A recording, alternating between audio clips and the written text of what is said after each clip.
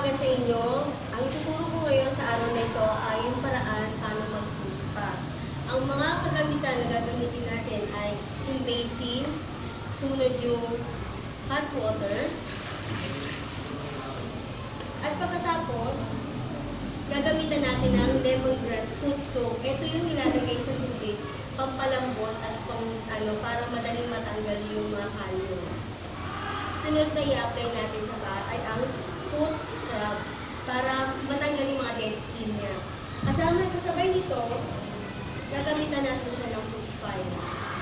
At ang pagtapos natin para maging mas maayos at mas makinis, ito yung wood file naman para mas makinis yung balat.